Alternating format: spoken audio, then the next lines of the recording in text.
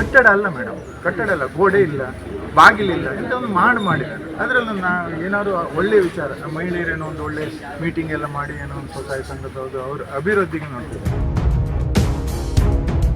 ಯಾರೊಬ್ಬ ದುರುದ್ದೇಶ ಇಟ್ಕೊಂಡು ಮನೆಗೆ ನೀವು ಅದನ್ನು ಅಪೀಲ್ ಮಾಡಿಸೋದಿಲ್ಲ. ಮತ್ತು ನಮ್ದು ಆಲ್ರೆಡಿ ನಾವು ಇದನ್ನ ನಮ್ಗೆ ಕೊಡಬೇಕು, ನಮ್ಮ ಇದು ಕೊಡಬೇಕಲ್ಲ, ನಾವು ಜಿಲ್ಲಾಧಿಕಾರಿ ಮನೆ ಮಾಡಿದರೆ ಜಿಲ್ಲಾಧಿಕಾರಿಗಳು ಅದ್ರ ಮೇಲೆ ಹೇಳಿದ್ದಾರೆ, ಇವರಿಗೆ ಗೈಡ್ಲೈನ್ ಕೊಟ್ಟಿದ್ದಾರೆ. ಬಟ್ ಇವರು ಏಕಾಏಕಿ ಮಾಡ್ತಾ ಇದ್ದಾರೆ. ಸ್ಥಳೀಯ ಕಾರ್ವಿ ಮೆಲ್ಕೇರಿಯಲ್ಲಿ ಇಂದು ಬೆಳ್ಳಂಬೆಳಗ್ಗೆ ಅಕ್ರಮ ಶೆಡ್ ಎಂದು ಅದನ್ನ ಕೆಡವಲು ಪೊಲೀಸ್ ಪಡೆ ಸಹಿತ ಜೆಸಿಬಿ, ಲಾರಿ, ಹಾರೆ, ಗುದ್ದಲಿ, ಕಾರ್ಮಿಕರೊಂದಿಗೆ ಸಜ್ಜಾಗಿ ಬಂದ ಅಧಿಕಾರಿಗಳು ಸ್ಥಳೀಯ ಮಹಿಳೆಯರ ಹಾಗೂ ಸಮಾಜ ಮುಖಂಡರ ಪ್ರತಿಭಟನೆಗೆ ಮಣಿದು ಬಂದ ದಾರಿಗೆ ಸುಂಕವಿಲ್ಲವೆಂಬಂತೆ ಹಿಂತಿರುಗಿ ಹೋದ ಘಟನೆ ನಡೆದಿದೆ. ಇದೀಗ ಈ ಶೆಡ್ ಇರುವ ಜಾಗದಲ್ಲಿ ಅನಾದಿ ಕಾಲದಿಂದಲೂ ಒಂದು ಗೂಡಂಗಡಿ ಇದ್ದಿದ್ದು ಕಾಲಕ್ರಮೇಣ ಅದು ಮುಚ್ಚಲ್ಪಟ್ಟಿತ್ತು.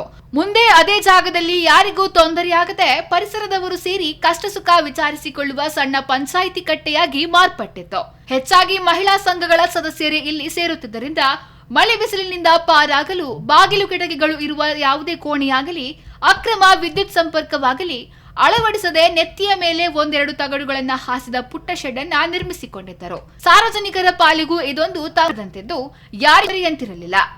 ಆದರೆ ಪುರಸಭೆಯ ಅಧಿಕಾರಿಗಳು ಏಕಾಏಕಿ ಕೆಲವರ ಚಿತಾವಣೆಯಿಂದಾಗಿ ಇದೊಂದು ಬೃಹತ್ ಅಕ್ರಮ ಕಟ್ಟಡ ಎಂಬ ನೆಲೆಯಲ್ಲಿ ಕಾನೂನು ಬಳಸಿಕೊಂಡು ಧ್ವಂಸಕ್ಕೆ ಮುಂದಾಗಿರುವುದು ವಿಷಾದಕರ ಎಂದು ಸ್ಥಳೀಯರು ಆಕ್ರೋಶ ವ್ಯಕ್ತಪಡಿಸುತ್ತಿದ್ದಾರೆ. ಇದಕ್ಕೆ ಪ್ರತಿಕ್ರಿಯಿಸಿರುವ ಪುರಸಭಾ ಸದಸ್ಯ ಚಂದ್ರಶೇಖರ್ ಕಾರ್ವಿ ಅವರು, ಗುಬ್ಬಿಯ ಮೇಲೆ ಬ್ರಹ್ಮಾಸ್ತ್ರವೆಂಬಂತೆ ಪುರಸಭೆಯ ಅಧಿಕಾರಿಗಳು ವರ್ತಿಸುತ್ತಿರುವುದು ಅಕ್ಷಮ್ಯ.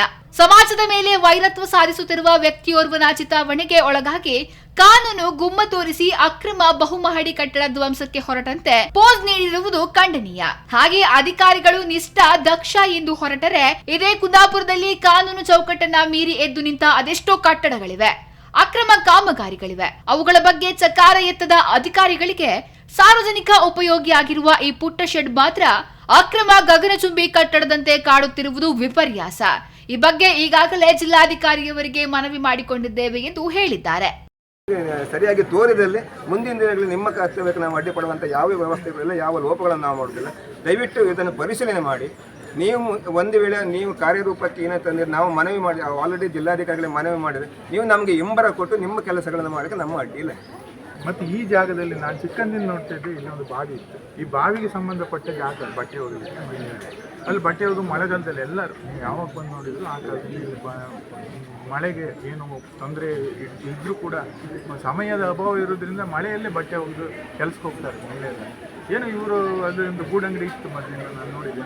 ಅದ ನಂತರ ಅವ್ರು ತೀರ್ಕೊಂಡ ನಂತರ ಅಲ್ಲಿ ಒಂದು ಆ ಮಾಡಿನಲ್ಲಿ ಒಂದು ಇದು ಮಾಡಿದ್ದಾರೆ. ಕಟ್ಟಡ ಅಲ್ಲ ಮೇಡಮ್, ಕಟ್ಟಡ ಅಲ್ಲ, ಗೋಡೆ ಇಲ್ಲ, ಬಾಗಿಲಿಲ್ಲ, ಇಂಥ ಒಂದು ಮಾಡಿದ್ದಾರೆ. ಅದರಲ್ಲೂ ಏನಾದ್ರು ಒಳ್ಳೆಯ ವಿಚಾರ, ಮಹಿಳೆಯರೇನೋ ಒಂದು ಒಳ್ಳೆ ಮೀಟಿಂಗ್ ಎಲ್ಲ ಮಾಡಿ ಏನೋ ಒಂದು ಸ್ವಸಹಾಯ ಸಂಘದವ್ರು ಅವ್ರ ಅಭಿವೃದ್ಧಿಗೆ ನೋಡ್ತಿದ್ದಾರೆ. ನಮ್ಮ ಸಮಾಜದಲ್ಲಿ ಒಂದು 26 ಸಂಘ ಸಂಸ್ಥೆ ಇದೆ, ಎಲ್ಲ ಕಡೆಯಲ್ಲೂ ಅಲ್ಲದೆ ಇದು ಕಿಂಗ್ ಫಿಶರ್ ಸಂಘ ಸಂಸ್ಥೆಯವರು ಇದನ್ನು ಮಾಡಿಕೊಂಡಿದ್ದಾರೆ. ನಮ್ಮ TV the pulse of coastal Karnataka.